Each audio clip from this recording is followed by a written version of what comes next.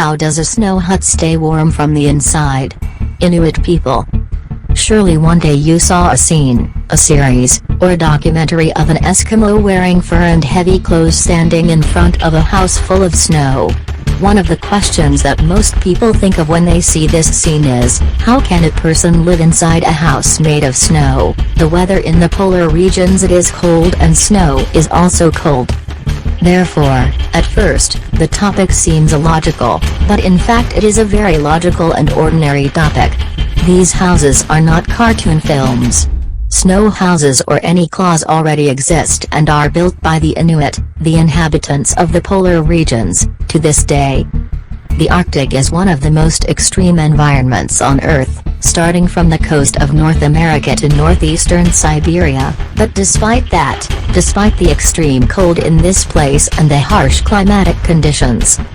However, there is a struggling people who have been able to live and withstand in this place for thousands of years, and this people is the Eskimo people.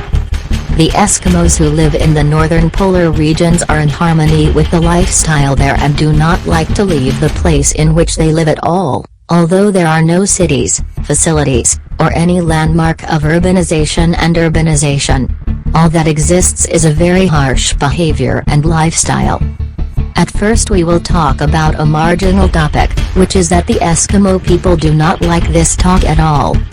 The word Eskimo is derived from a term given to strange people who speak a different language, in addition to people who eat raw meat and prefer to be called Inuit rather than Eskimo, not Inuit, in their language meaning people.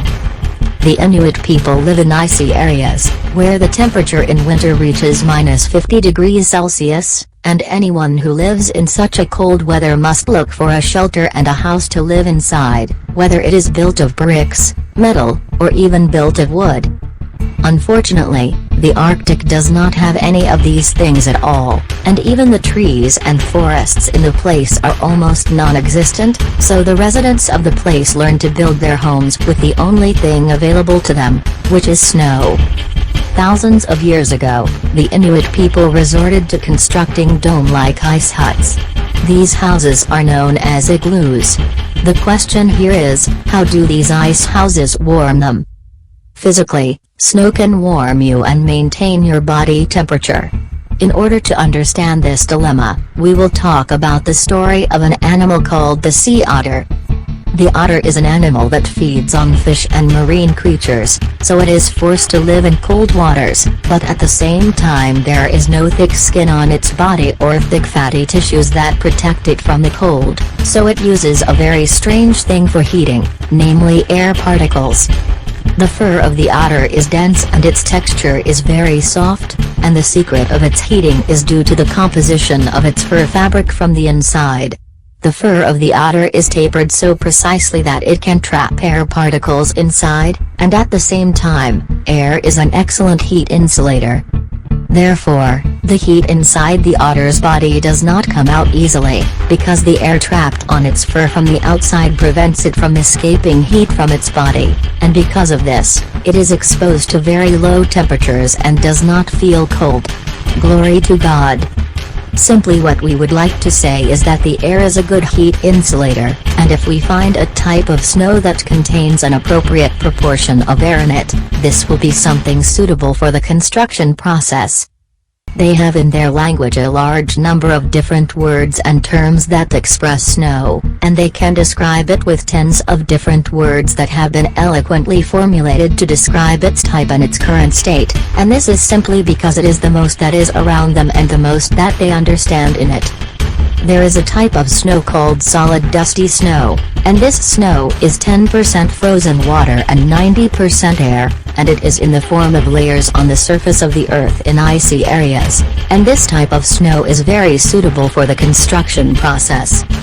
Because it is solid and can endure, and because it contains a high percentage of air, and since air is an excellent insulator, this type is suitable in isolating the building from the inside, so the igloo maintains the temperature inside and does not allow it to leak out through the walls, just like a thermos. This is what is originally required in the heating process, that the heat in the body or those around us in the house does not leak out.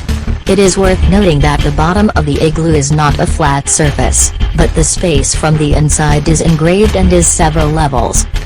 The entrance to the house is very low, then there will be a second level a little higher in which a fire is lit or tasks such as cooking and others are carried out, and finally the last level is the upper place in which they sleep.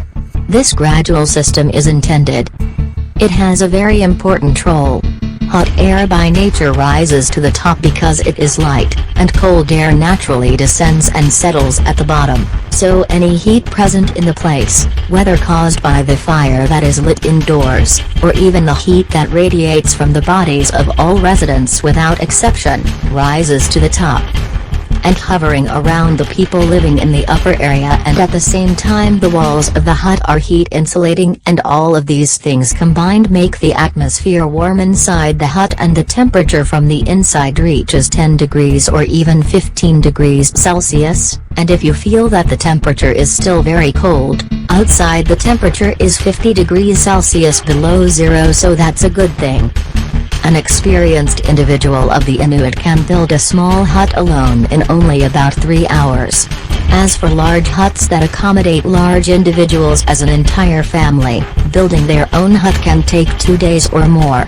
The strange thing is that with the radical progress that has taken place in building systems and modern architecture systems, no one has discovered a better way to build an igloo than the way the Inuit people do it. The spiral method and the dome-shaped exoskeleton is a very stable building and has no ledges or wasted spaces. And whoever has experience in the engineering field will know that the building in this way distributes all the loads and vertical forces on it and turns them into horizontal forces that empty into the ground, so that the building is stable and resistant to strong winds and storms.